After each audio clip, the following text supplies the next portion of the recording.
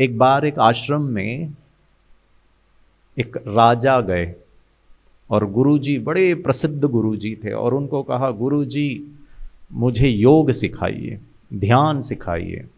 तो गुरुजी ने कहा शिष्यों के साथ बैठो, जो मैं सिखाता हूँ सीख लो। ठीक है। अब वो अध्ययन करने लगे। एक दिन गुरुजी भी बैठे थे, शिष्य भी बैठे थे और राजा भी बैठा हुआ था। प्रवचन करते करते अचानक मौसम परिवर्तन हो गया, हवा चलने लगी और हवा धीरे धीरे थोड़ा सा तूफान का रुख ले लिया। पेड़ हिलने लगे, पक्षियां उड़ने लगी, जानवर इधर उधर भागने लगे और उग्र रूप ले लिया। आश्रम के कुछ ऐसे झोपड़ियां थी, उसका छत उड़ गया और गुरुजी ध्यान मग्न, सब लोग ध्यान कर रहे थे। देखते देखते राजन जो है ना, जब तूफान प्रचंड रूप ले लिया तो राजा ने थोड़ा सा आंख खोल के देखा, बोला अरे ये तो हालत खराब है। देखा कि एक शिष्य उठ के भागा, दूसरा भी भागा, तीसरा भी भागा और सिर्फ गुरुजी बैठे हुए ध्यान मग्न। थोड़ा देर राजा ने देखा आजू बाजू एक भी शिष्य नहीं है, सब अपनी बचाव के लिए भागे, राजा भी छोड़ के भागा। कुछ देर के बाद जब तूफान थमा तो सब शिष्य इकट्ठे हो गए और कुछ देर के पश्चात गुरुजी ने अपने नेत्र खोले।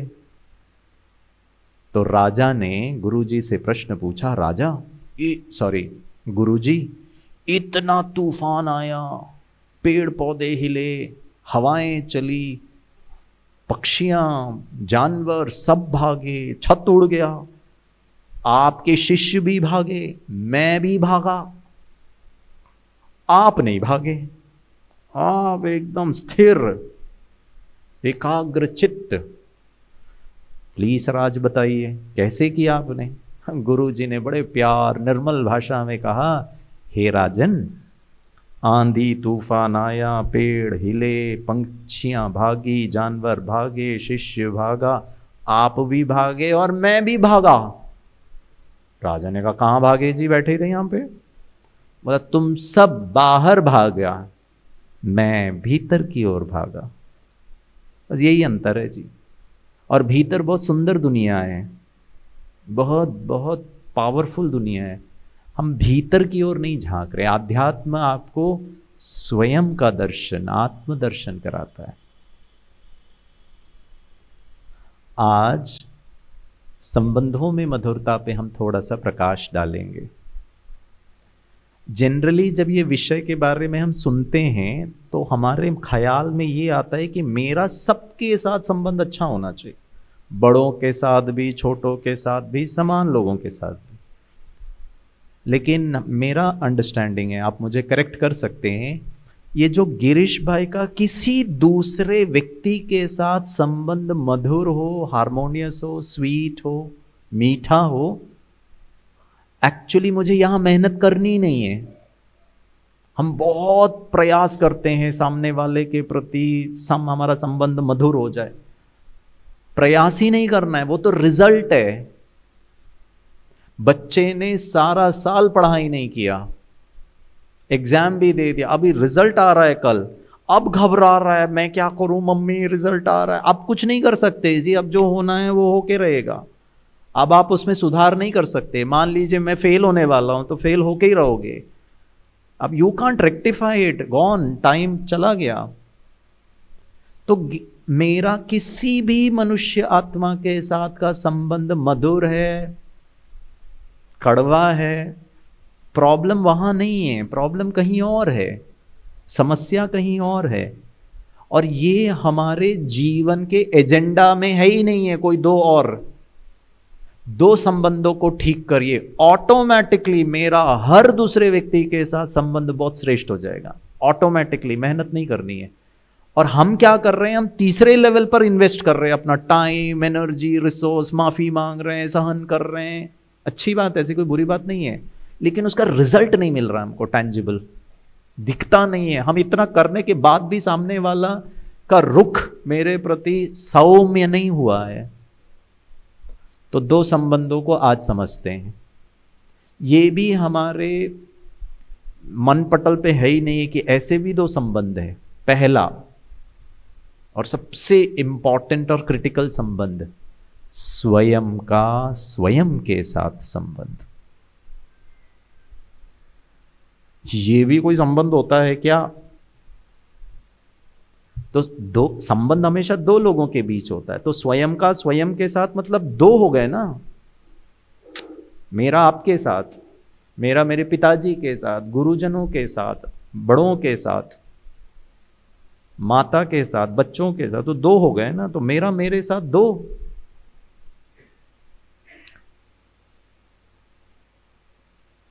तो वो दो को समझना, ये गुत्थी को जिसने सुलझा ली, समझ लिया और आधार, उस आधार से अपने जीवन को चलाने का प्रयास किया, तो बहुत सहज हो जाएगा जीवन। अगर मैं आपसे प्रश्न पूछूं, आप लोगों को टेंशन होता है? कुछ तो बोलिए। अच्छा, बहुत अच्छे लोग मुस्कुरा के बोल रहे हैं, होता है जी, तुम क्या कर लोगे, आज तक तो किसी ने कुछ किया ही नहीं है। अच्छा, जिनको टेंशन होता है वो जरा हाथ ऊपर उठाएं। क्या बात है, महान है। सब मुस्कुरा मुस्कुरा के और खुश हो रहे हैं कि तेरे को भी होता है, बहुत अच्छा, ये अच्छी बात है। वैसे तो टेंशन नहीं होना चाहिए। दूसरा प्रश्न, वो लोग हाथ ऊपर उठाएं जिनको टेंशन नहीं होता है। अच्छा जी, हाथ नीचे करें। ये जब मैं प्रश्न पूछता हूं ना भाई साहब, मैक्सिमम लोग, मैंने ह्यूमन साइकोलॉजी देखी है, मैक्सिमम लोग है ना, जब मैं दूसरा प्रश्न पूछता हूं ना, जिनको टेंशन नहीं होता है वो हाथ ऊपर उठाओ, मैक्सिमम लोग आजू बाजू देखते कौन है कौन है कौन, और इतना दुख होता है कि इसको क्यों नहीं हो रहा है ये कैसे मुक्त है। अरे किसी को टेंशन नहीं है तो खुशी होनी चाहिए, उल्टा और दुख होता है, ये कैसे बच गया ठीक, हमारी जान जा रही है, वो that is a sadistic pleasure. ठीक है। तीसरा और अंतिम और सबसे खतरनाक प्रश्न पूछूं, आप में से कृपया करके वो लोग हाथ ऊपर उठाएं जिन्होंने अभी तक हाथ नहीं ऊपर उठाया है, और बताइए आप कौन से कैटेगरी में आते हैं क्योंकि जब मैंने पूछा टेंशन होता है, टेंशन नहीं होता, तो तीसरा कैटेगरी। एक बार मैं भारतीय सेना का प्रोग्राम कर रहा था कर्नल साहब, तो उसमें से सीओ साहब बैठे थे, उन्होंने कहा गिरीश जी मैं बताता हूं, मैं तो पलटन का अधिकारी हूं, इनके रग रग से वाकिफ हूं, इनका आरएनए डीएनए भी जानता हूं। मैंने कहा बता दीजिए साहब। तो उन्होंने कहा गिरीश भाई ये तीसरा कैटेगरी जिन्होंने अभी तक हाथ नहीं ऊपर उठाया, ये उन महान आत्माओं का कैटेगरी है जिसको हाथ ऊपर उठाने में टेंशन हो रहा है। क्यों परेशान कर रहे हो इनको, टेंशन होता है टेंशन नहीं होता है। चलिए, आपको टेंशन होता है, उसका कारण कौन? आपको टेंशन होता है, उसका कारण क्या है?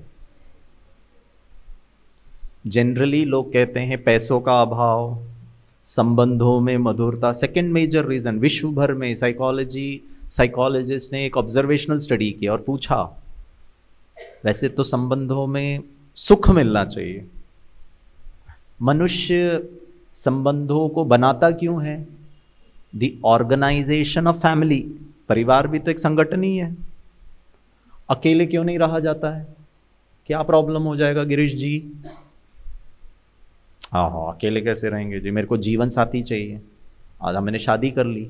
शादी दो लोगों के बीच नहीं होती है, दो परिवारों के। अब उनके माता पिता भी हमारे आदरणीय माता पिता हो गए, उनके फैमिली मेंबर्स मेरे फैमिली मेंबर्स।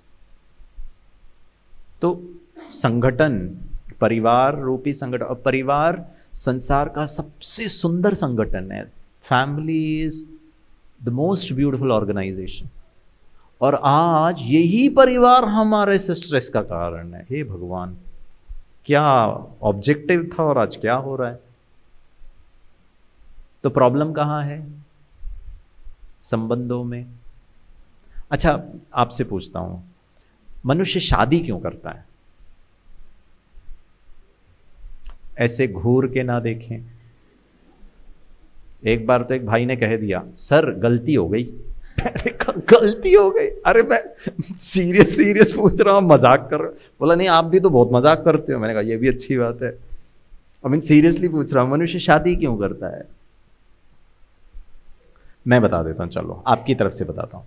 सुख, शांति, स्नेह, अपनापन, आदर, प्यार को अनुभव करने के लिए। एक तो कोई व्यक्ति हो जिसको, जो मुझे प्यार करे अनकंडीशनली, सारी दुनिया ना करे, एक तो करे। एक व्यक्ति हो जो मुझे संपूर्ण रूप से समझे, कोई दूसरा ना भी समझे। एक तो व्यक्ति हो जो मेरी गलती, कमी, कमजोरी को माफ कर दे अनकंडीशनली, क्योंकि हम अपने हैं जी। दुनिया वाले भले कंडीशन में माफ करे ना करे, एक तो करे। हाँ या ना? जब मैं एक ऐसी सभा में कह रहा था, एक तो कोई मुझे प्यार करे, समझे, अंडरस्टैंड करे, माफ करे, तो पीछे से एक भाई ने कहा ये सिनेमा में होता है, रियल में नहीं होता। मैंने कहा अच्छा ऐसा भी होता है क्या? ऐसे ही होता है क्या? माताएं क्या उनका जेस्चर था, हाथ उंगली काटते हुए। अच्छा चलिए, लक्ष्य तो बहुत अच्छा है जी, प्यार, शांति, आनंद, खुशी, पर हो कुछ और रहा है। पता है क्यों? एक ही कारण है। अंग्रेजी में उसे कहते हैं एक्सपेक्टेशन, हिंदी में उसे कहते हैं अपेक्षाएं। और हमारी बहनों के, आपके बारे में नहीं कह रहा हूं, मुंबई के माताओं के बारे में कह रहा हूं। मुंबई की माताओं के भाषा में उसको कहते हैं जैसा मैं चाहती हूं वैसे तो तुम करते नहीं हो, दिमाग खराब करते। अरे जैसे दूसरे चाहते हैं वैसे मैं हमेशा करता हूं। जैसे दूसरे चाहते हैं वैसे आप हमेशा करते हैं, हाँ या ना? कॉन्फिडेंस बहुत है जी। नहीं, लेकिन जैसा मैं चाहता हूं, क्योंकि मैं बाप हूं, क्योंकि मैं बड़ा हूं, क्योंकि मैं एक्स हूं, क्योंकि मैं वाई हूं, क्योंकि मैं मां हूं, क्योंकि मैं सास हूं, सुनो। लेकिन जब आप सुनाएंगे वो मेरी मर्जी, करना है नहीं करना है। कितना इम्बैलेंस है, इक्वेशन ही लेवल नहीं है। आपको नहीं लगता हम सब हिटलर के खानदान के हैं? Do it as I wish, but when you say my wish, करना है नहीं करना है, इक्वेशन ही लेवल नहीं है। अब मैं आपसे प्रश्न पूछता हूं, अपेक्षाएं कहां से आई? चलो आई अंडरस्टैंड अपेक्षाएं अच्छी नहीं है, हेल्दी एक्सपेक्टेशन फिर भी मेक सेंस, बट अदरवाइज तो बिल्कुल भी नहीं। अपेक्षाओं की जननी, उसकी क्या कहूंगा मैं, उसका जेनेसिस कहां से है, शुरुआत कहां से हुई? आपको मैं उदाहरण देता हूं, दूं? थोड़ा हाइपोथेटिकल है लेकिन समझ जाइए। मैं शादी के मंडप में 7 फेरे ले रहा था, फिर वरमाला पहनाना है, ठीक है ना, मंगलसूत्र। अब जब मंगलसूत्र पहनाने की बात आई तो पंडित जी मंत्रोच्चारण कर रहे थे, उन्होंने अपने कुर्ते से बंदूक निकाली और होने वाले पति गिरीश के कनपट्टी पे रखा। मैंने कहा महाराज क्या हो गया है? उसने कहा ये तुम्हारी होने वाली पत्नी है। मैंने कहा हाँ। मैंने कहा बंदूक हटाओ। बोला हटाऊंगा नहीं। मैंने कहा क्या चाहते हो? बोला जो मैं कहने वाले हो जीवन पर्यंत करोगे। मैंने कहा महाराज जो बोलोगे अगले जीवन में भी कर लूंगा, इस जन्म का तो गारंटी करता हूं, नेक्स्ट बर्थ। मैंने कहा करना क्या है? उन्होंने कहा ये तेरी होने वाली पत्नी है। हाँ, मरते दम तक इससे एक्सपेक्ट करना, नहीं तो उड़ा दूंगा। मैंने कहा करूंगा जी। प्रश्न पूछूं, अगर आपने अपने परिवारजनों से अपेक्षा नहीं की तो क्या घुटन हो जाएगा, हार्ट अटैक हो जाएगा, मर जाओगे? बिना एक्सपेक्टेशन के जिया क्यों नहीं जाता है? क्यों? यही तो समस्या है। हम पहुंच गए चांद में, लेकिन अंदर का एक इमोशन क्यों, और वो हेल्दी नहीं है, दुखदाई है, उसके प्रति हमारा चिंतन। और बना बना कर हम क्या क्या प्रबंधन कर रहे हैं, मनुष्य को कहां से कहां, भारत को नंबर 1 बनाने में मुझे कोई प्रॉब्लम नहीं है, खुद का क्या हाल है? बिना एक्सपेक्टेशन के नहीं जिया जा सकता है क्या? संभव नहीं है क्या? मेरा आपसे नम्र निवेदन है, प्लीज अपने युवा बच्चों को, उनके बच्चों को सिखाइए ये सब। वो और हालत खराब है उनका, हमारी नई पीढ़ी का।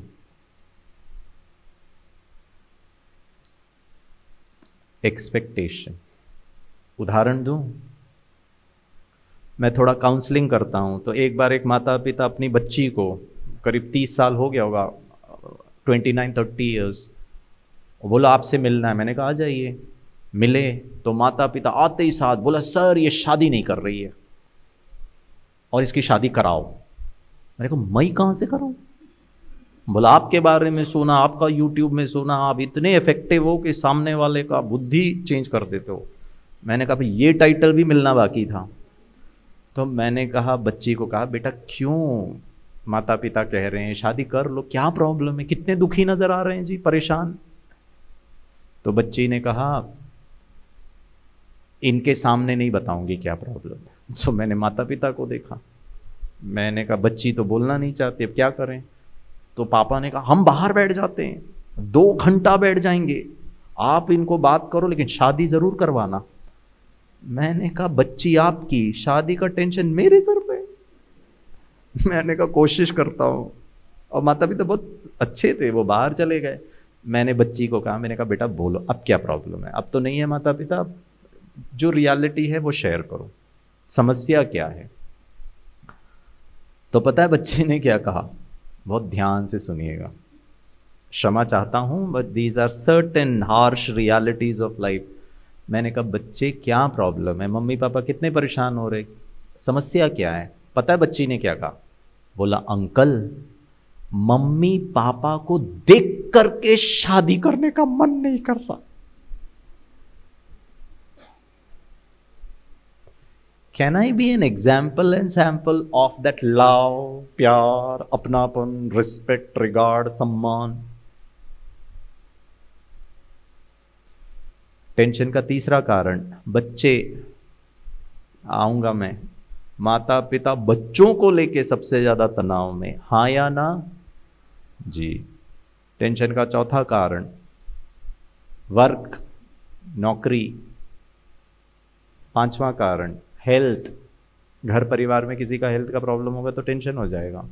छठवां कारण, स्ट्रेस का, ऐसी कोई बात जो हमारे नियंत्रण के परे, बारिश, गर्मी, लॉकडाउन, कोविड, ये सब मैं नहीं चाह रहा हूं, है जी, अब उसको झेलो।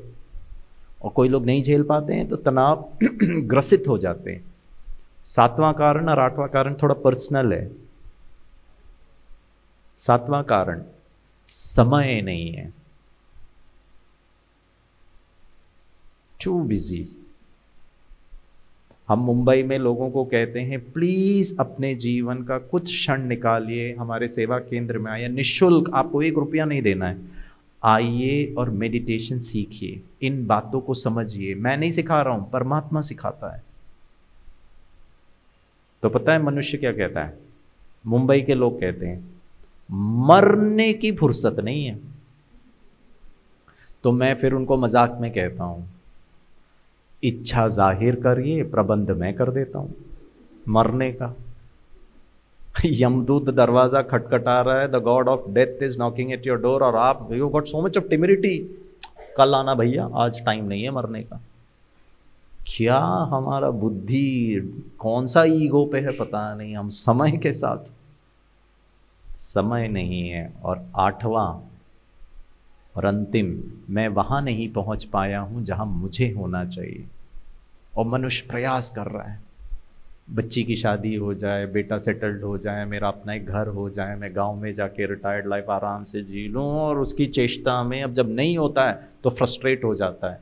और पता है हमसे क्या कहते हैं, क्या करें गिरीश भाई, कुछ भी ठीक नहीं हो रहा। मैंने कहा पहले रोना बंद करो। क्या करना है करके दिखाइए। मनुष्य ही एक ऐसा प्राणी है जो मुस्कुरा सकता है, बाकी तो सब रोते ही धोते रहते हैं। अब मुस्कुराना ही भूल गए हैं जी। मुझे पता है सिचुएशन ठीक नहीं है, लेकिन मुस्कुराने पे कोई जीएसटी तो नहीं है ना 5%, पहले तो 28% था। I mean this is super luxurious. गधे को मुस्कुराते हुए देखा है? हाँ, यही समस्या है। और अगर हम नहीं मुस्कुरा रहे तो हम भी वही हैं। आपके पास आप लोग बहुत कुछ समझ लेते हो, ठीक है ना, तो भी गलत चीज। I mean with due respect. अब मैं आपको बताता हूं, ये जो 8 कारण मैंने आपको गिनती का ना, साइकोलॉजिस्ट ने बताया, ये 8 कारण हमारे जीवन का टेंशन का कारण नहीं है और बिल्कुल भी नहीं है। ये सब तो जीवन की वास्तविकताएं हैं। रियल है मेरे सिर में टॉप फ्लोर खाली है, रियल है मुझे 25 साल से बैक पेन है, रियल है मेरा और मेरी वाइफ का जमता नहीं है, रियल है बच्चा पढ़ता नहीं है, रियल है माँ को कैंसर है, रियल है कि लोन नहीं दे रहा है बैंक क्योंकि मेरे पास वो मिनिमम प्रॉपर्टी नहीं है, रियल है कि बारिश है, रियल है कि महंगाई बहुत ज़्यादा, अभी थोड़ा कम हो जाएगा जीएसटी। सब रियल है दोस्तों।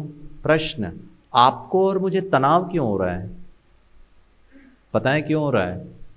क्योंकि मैं इन सब वास्तविकताओं को कैसे हैंडल कर रहा हूं, रिस्पॉन्ड कर रहा हूं, उस पर निर्भर करता है मेरे यहां पे तनाव है या मैं तनाव मुक्त हूं। अर्थात मेरे जीवन में मेरा टेंशन का कारण, जोर से बोलिए, उदाहरण दूं,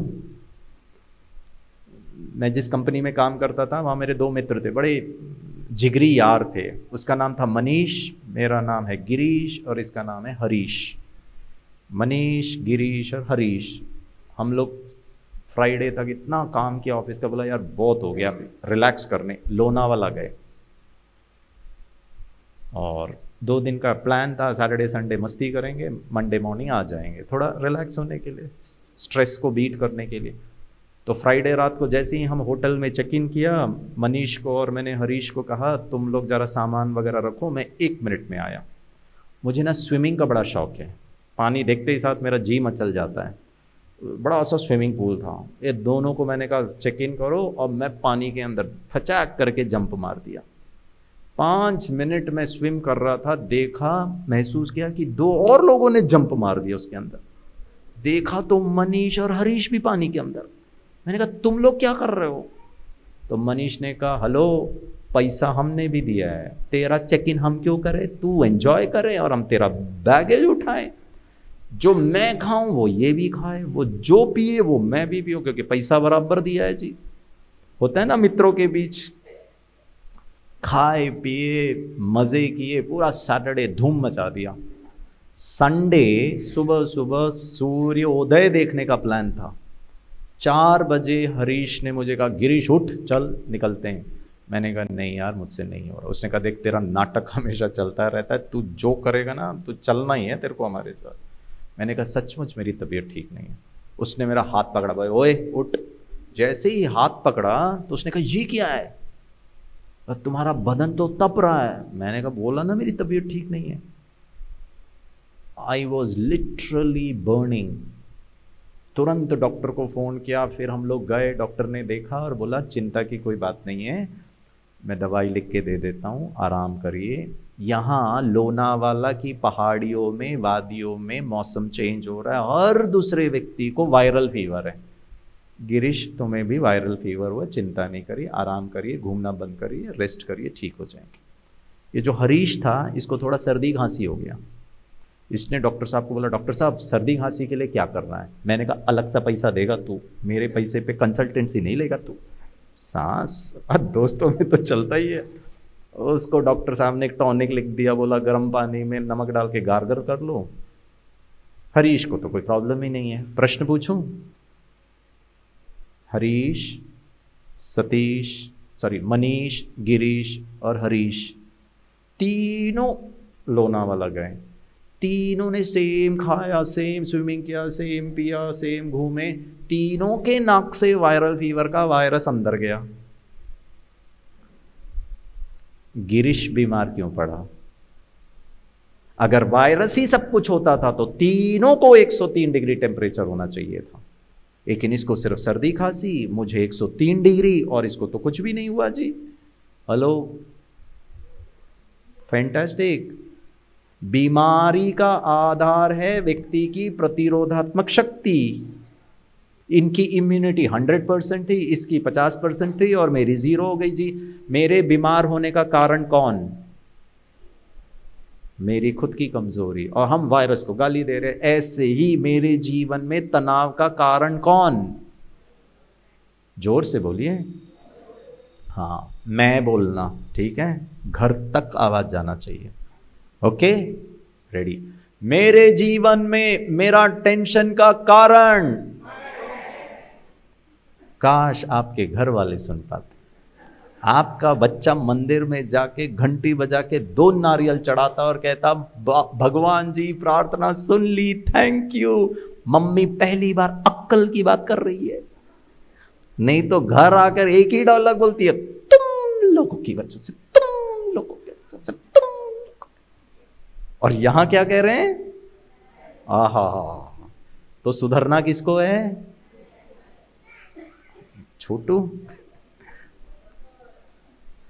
गुड न्यूज बताऊं, मेरे जीवन में मेरी सफलता का कारण, जोर से बोलिए,